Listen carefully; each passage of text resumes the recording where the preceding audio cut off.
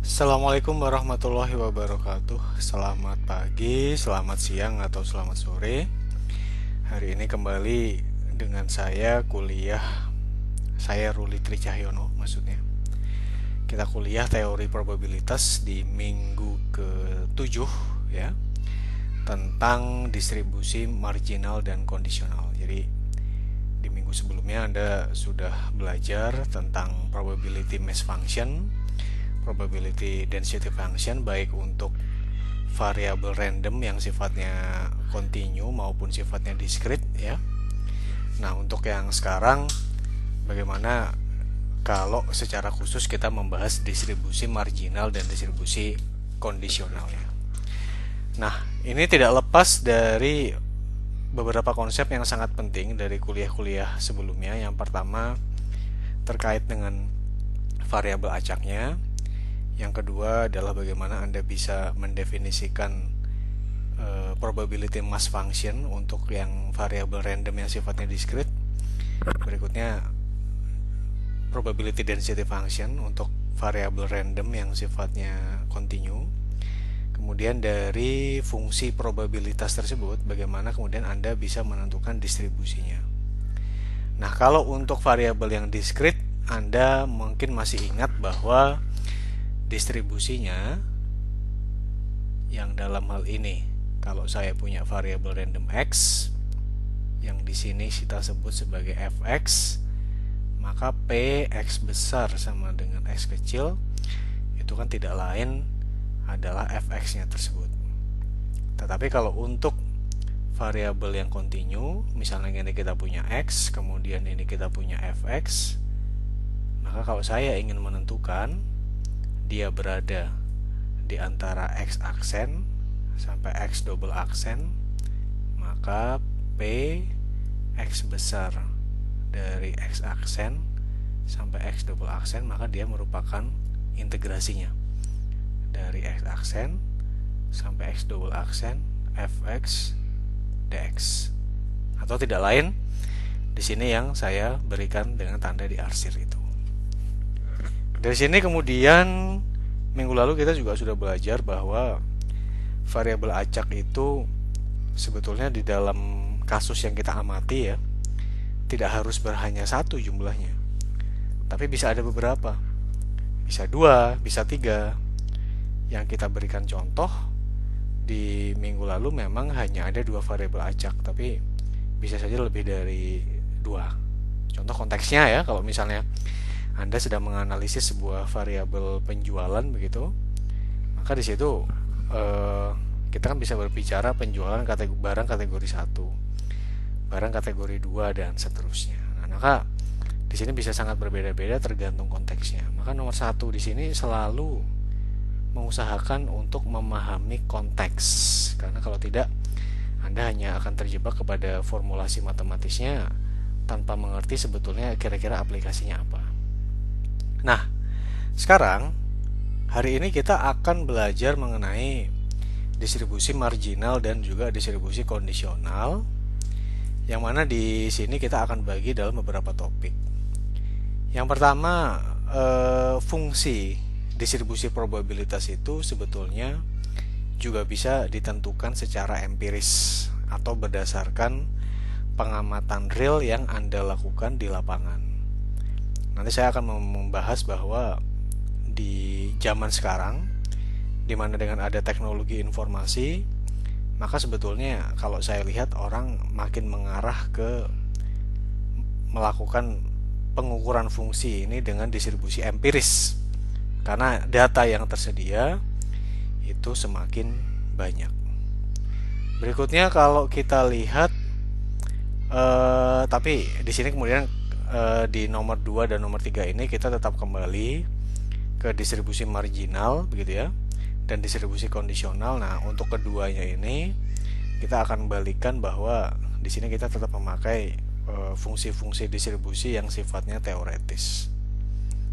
Dan nanti Anda akan membahas apa yang disebut sebagai kebebasan secara statistik atau statistical independence. Nah, ini merupakan materi-materi yang kesemuanya saling berkaitan, Jadi saya harap Anda bisa memperhatikannya dengan baik supaya nanti pada saat pengerjaan tugas maupun pada saat ujian tengah semester maupun ujian akhir bisa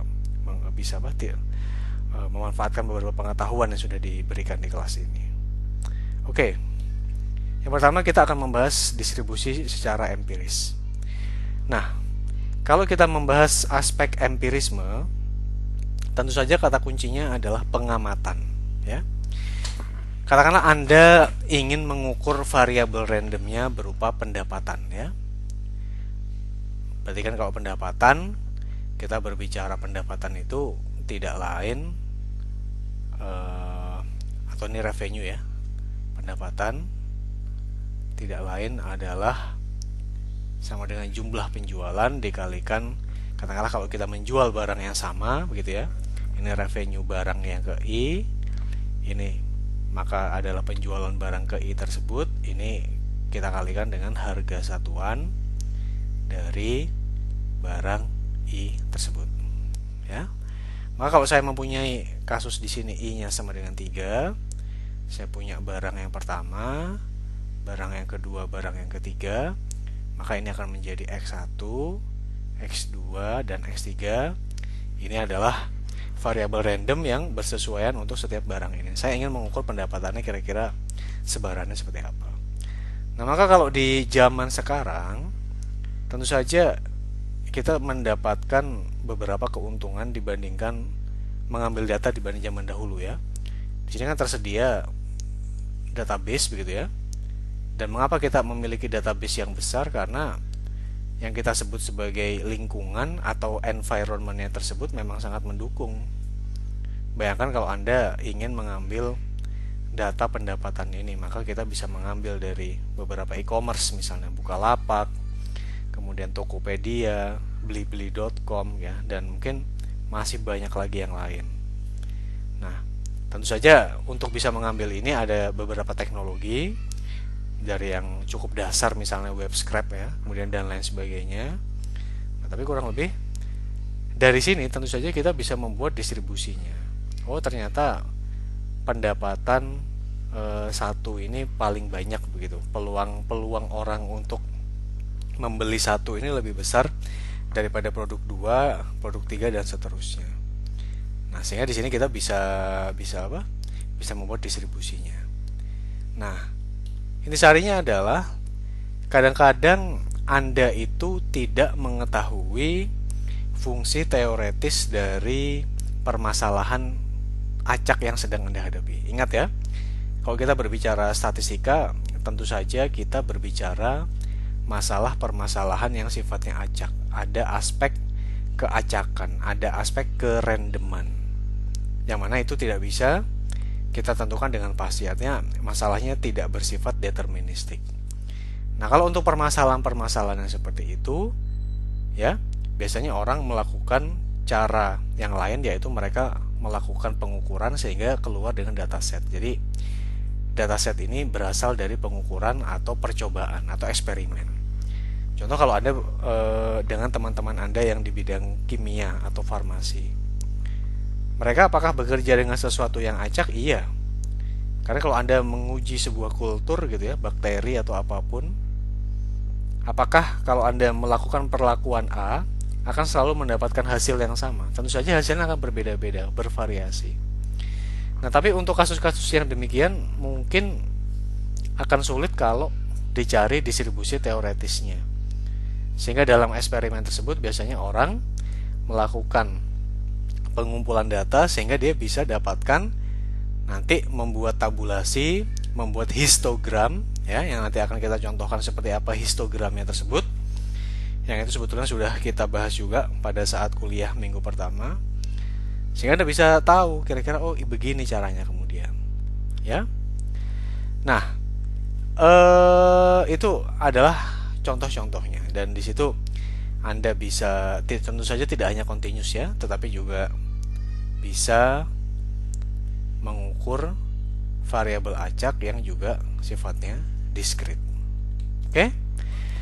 Nah, artinya berdasarkan dataset tersebut, kemudian ini akan dipakai untuk melakukan estimasi terhadap fx ya.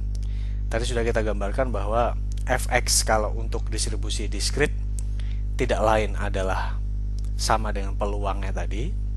Tetapi kalau untuk distribusi yang kontinu, fx itu berarti adalah kalau di sini adalah f aksen, maka inilah adalah f aksennya itu.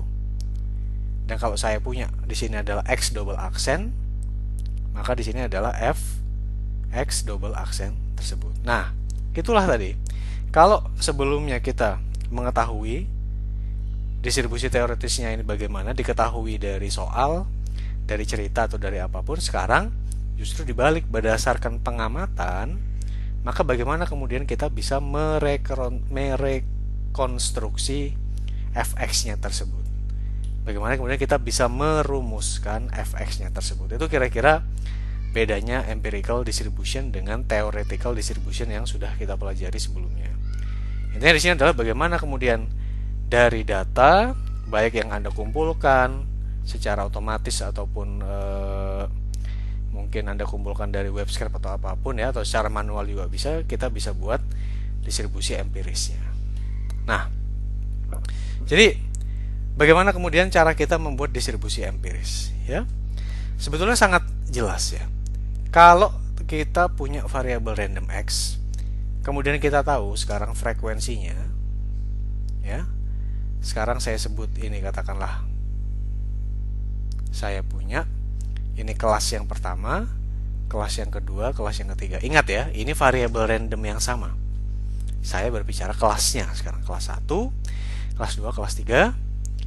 Ini adalah frekuensi dari kelas 1 ada sejumlah fr1, frekuensi dari kelas 2 sejumlah fr2, frekuensi dari kelas 3 sejumlah fr3. Oke? Maka di sini yang saya sebut sebagai frekuensi total atau FRT tentu saja adalah fr1 ditambah fr2 ditambah fr3. Ya? Maka di sini adalah cara saya mendapatkan probabilitas relatifnya. Maka untuk f kelas 1, maka tentu saja dia sama dengan fr1 ditambah dibagi frt, kemudian f2 adalah fr2 dibagi frt, dan f3 adalah fr3 dibagi frt.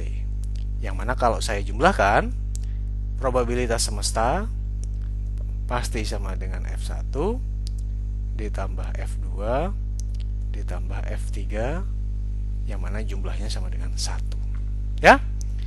Jadi berdasarkan histogram ini kita sudah bisa mengilustrasikan bagaimana kita bisa mendapatkan probabilitas dan juga fungsinya, yang mana dia memang proporsional terhadap frekuensi dari masing-masing kelas.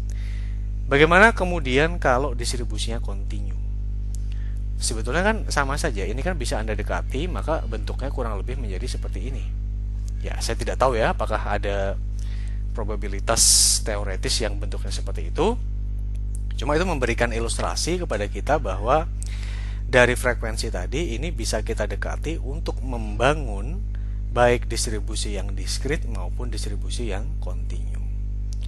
Nah, maka untuk tahu ini tentu saja kita harus membuat yang disebut sebagai histogram yang sudah kita pelajari dengan mendalam pada saat Anda kuliah di minggu pertama. Bahkan waktu itu kita berikan contohnya bersama-sama, Anda membuat histogram dengan Microsoft Excel.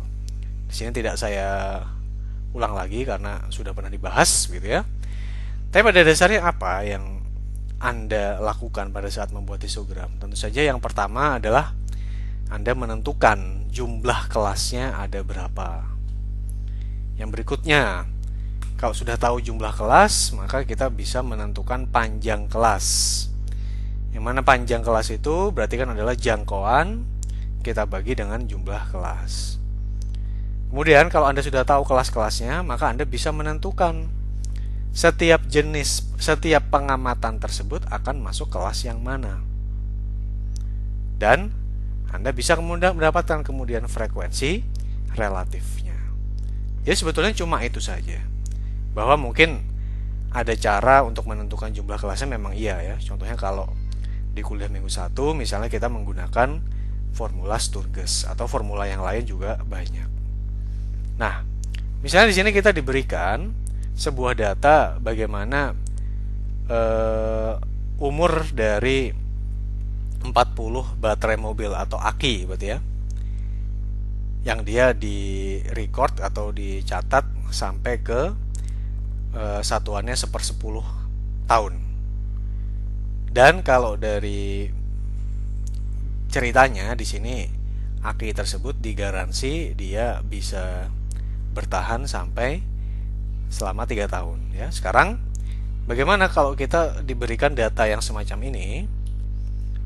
Misalnya ini kita punya 1 2 3 4 5 1 2 3 4 5 6 7 8 ya. Jadi total memang ada 40 data ya. Yang pertama tentu Anda perlu menentukan jumlah kelasnya. Di sini oleh Bu Veterina sudah ditentukan bahwa jumlah kelasnya tersebut ada sama dengan 7. Tetapi kalau Anda memakai kriteria Sturges, bisa juga kan memakai kriteria ini, misalnya jumlah kelas merupakan pembulatan ke bawah 1 plus 3,3 logaritma N, dimana N-nya adalah jumlah data sebanyak 40. Nah, kalau Anda sudah tahu jumlah kelasnya sama dengan 40, di sini langkah yang kedua adalah bagaimana menentukan intervalnya atau panjang kelasnya. Panjang kelas ditentukan dengan jangkauan atau range kita bagi dengan jumlah kelas. Di sini berarti kita bisa mencari terlebih dahulu nilai maksimum dari dataset ini itu ada di angka 4,7 dan nilai minimumnya adalah 1,6. Kalau di Excel Anda bisa menggunakan max dan juga mins. Di sini adalah 0,443 ya. Ini kalau Bu Veterina langsung menyamaratakan kurang lebih 0,5. Sebetulnya kalau Anda memakai Excel itu bisa langsung gitu ya. Ini kalau cara manual gitu ya, Anda dapat nilai tengahnya berapa, kemudian Anda hitung frekuensinya ada berapa. Tapi lagi-lagi sangat saya sampaikan, kalau kita menghitung menggunakan Excel, maka kita bisa mendapatkan frekuensinya secara langsung. Misalnya Anda bisa menggunakan fungsi if terlebih dahulu, kemudian untuk menghitung frekuensi di setiap kelas tersebut. Maka kalau di Excel ini kan kita sebut sebagai kelas 1, 2, 3, 4, 5, 6, 7. Maka Anda bisa menggunakan fungsi misalnya count if, kemudian ini range-nya, dan yang masuk range-nya tersebut kita kemudian ini adalah kelasnya, katakanlah kelas 1. Kira-kira seperti itu. Dan kalau ini kelas 2 ya bisa Anda geser sesuai dengan kelas yang sedang kita ingin hitung range-nya tersebut. Oke. Di sini kita jumlahkan bahwa jumlahnya adalah 3, 7, 22, 32, 37 dan 40. Seperti yang saya sampaikan tadi, frekuensi relatif berarti kan tidak lain merupakan, udah saya hapus ya, merupakan frekuensi yang kita dapatkan di kelas yang bersangkutan kita bagi dengan total. Maka kalau 2 kita bagi dengan 40, maka kan akan sama dengan 1/20, berarti kan adalah 0,05. Berarti ini kan adalah 1/40 atau 2,5%. Ini 4/40 atau 10% dan seterusnya. Sehingga kalau kita jumlahkan pasti di sini dia merupakan 1,00 yang tidak lain merupakan probabilitas dari semesta untuk kejadian ini. Nah, ini merupakan cara kita untuk menghitung frekuensi atau membuat histogram untuk dataset yang sudah kita kumpulkan ya. Ini merupakan caranya kira-kira seperti itu. Nah, di sini kemudian kita akan membuat histogramnya. Maka kalau histogramnya ini sudah berdasarkan relatif frekuensi. Bedanya apa dengan yang kita kerjakan di kuliah minggu pertama? Kalau di minggu pertama histogramnya itu hanya frekuensinya saja, tidak berbicara frekuensi relatif, tapi betul-betul frekuensinya. Artinya adalah di situ histogram yang Anda dapatkan frekuensi untuk kasus yang kita hadapi, begitu ya. Nah, kalau ini sudah menggambarkan, jadi ini sama dengan yang tadi. Kalau ini tadi 0,05, kemudian yang midpointnya 2 begini ya. Yang midpointnya 2 atau kelas kedua ini sebesar 0,025 dan seterusnya. Nah, di sini kita bisa mendapatkan beberapa kesimpulan ya. Yang pertama adalah peluang terbesar itu ternyata kalau tadi kan diklaim bahwa rata-rata baterai begitu ya, umurnya itu dapat bertahan sampai dengan 3 tahun. Di sini kalau kita lihat bahwa yang terbesar itu ternyata ada di tengah-tengah, kira-kira yang umurnya rata-rata 2,7, kemudian yang umur rata-ratanya 3,2 dan umur rata-ratanya 3,7 begitu ya. Nah, di sini kalau kita dekati, ini kan kalau kita gambarkan secara diskrit begitu ya. Tapi sebetulnya lagi-lagi ini harus kita lihat variabel randomnya itu bentuknya apa. Kalau kita di sini berbicara masalah umur, tentu saja ini merupakan sesuatu yang kontinu. Karena prinsipnya kalau saya membandingkan, misal saya ambil titik yang 1,7 dengan 2,2, ini adalah 1,7, ini adalah 2,2, maka yang berada di antara dua titik tersebut kan ada sebanyak tak hingga titik. Artinya karena jumlah kejadiannya itu sebetulnya tidak dapat kita diskritisasi atau tidak dapat kita hitung begitu ya, setnya secara pasti itu tidak dapat kita hitung jumlahnya berapa, maka ini sudah pasti merupakan sebuah distribusi yang sifatnya kontinu. Kalau kita dekati dengan yang kontinu, maka bentuknya kurang lebih akan seperti ini ya, meskipun tidak sama persis. Nanti pada saat kuliah yang masuk ke distribusi teoretis yang kontinu, ini Anda akan mengetahui bahwa kurang lebih itu merupakan distribusi yang bentuknya normal ya. Kira-kira seperti itu. Dan kalau dengan seperti itu kemudian nanti Anda akan bisa dekati juga kira-kira bentuk dari distribusi kontinu bagaimana, Anda bisa hitung peluangnya dan seterusnya. Nah, di sini kemudian ya, misalnya Anda ingin diminta berapa sih peluang kalau saya X ini adalah berbicara umur dari aki ya atau baterai mobilnya tersebut, berapa peluangnya X tersebut berada di antara 3,45 sampai dengan 4,45 ya. Yang mana dia akan dipilih berdasarkan berdasarkan peluangnya ini. Nah, maka bagaimana cara menghitungnya? Kalau kita lihat di sini ya, kalau kita lihat di sini formulanya di sini tidak bisa kita ketahui dengan pasti karena kan kita tidak bisa menentukan formula dari fx-nya. Kan saya bilang tadi kalau ini kontinu, misalnya ini x ya, maka fx di sini maka Anda kan bisa menghitung integralnya. Nah, tapi pertanyaannya fx-nya itu berapa? Justru itu kan yang menjadi pertanyaan kita semua. Kita tidak bisa mengetahui dengan tepat fx-nya berapa karena di sini kita melakukan pengamatan secara empiris sehingga fungsinya secara teoritis sulit untuk saya dapatkan. Nah, tapi kalau kita melihat kembali diagram tabulasi atau tabel tabulasi yang sudah kita bikin tadi, maka di sini ya 3,45 sebetulnya ini kan sampai 3,5 ini kan ya. Kalau saya di Excel ini kan sampai 3,5. Kemudian tadi sampai berapa? 4,45, ini juga 4,5. Maka nilainya kan meliputi yang ini ya. 3,45 itu kan artinya kan berada di kelas ini. Kemudian berada juga di kelas yang ini ya. Berada juga di kelas yang ini. Jadi kalau saya menulis 3,45 sampai dengan 4,45, maka dia berada di dalam 3 kelas yang saya kasih tanda centang ini. Maka tidak lain di sini dia terjadi sebanyak 15, 10, 15. Totalnya berarti adalah kalau saya tambahkan 25, 30. Selalu kalau kita probabilitas berarti kan adalah PN dibagi dengan PS, berarti kan adalah 30 kita bagi dengan 40, maka peluangnya adalah 0,75.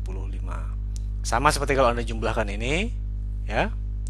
Maka kalau saya jumlahkan 0,375 dengan 0,125 berarti kan adalah 0,50. 0,50 kayak saya tambahkan dengan 0,25 maka akan menjadi 0,75, ya. Itu kira-kira demikian cara kita menghitungnya. Jadi mungkin Anda bertanya-tanya, sebetulnya kan itu kan tidak persis demikian. Karena kalau kita mengambil sekarang angka, ya, ini adalah 3,0, yang kemudian di sini adalah 3,5.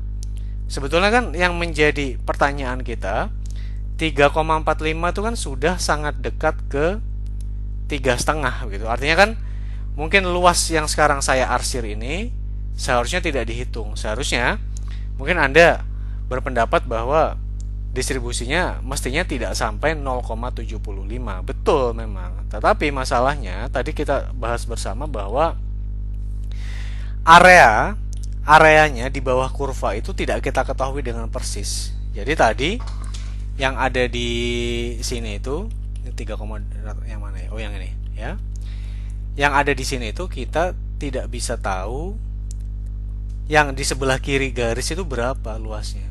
Kan kita tidak bisa perkirakan karena kita mengumpulkan dari datasetnya. Beda kalau misalnya Anda sudah mampu untuk menerjemahkan dataset ini ke dalam sebuah jenis distribusi. Dan nanti sebetulnya kalau di statistika industri ada tekniknya. Misalnya kalau Anda menggunakan goodness of fit begitu ya, maka di situ bisa kita dekati misalnya dengan distribusi normal. Nah, distribusi normal tuh kita tahu distribusi teoretisnya bagaimana sehingga kita bisa menghitung integrasinya. Tapi kalau ini tidak, maka caranya demikian. Caranya Anda menambahkan, ya, relatif frekuensi yang mana nilai yang ingin kita hitung tadi 3,45 sampai 4,45 itu ada di kelas yang mana saja. Kira-kira demikian, ya.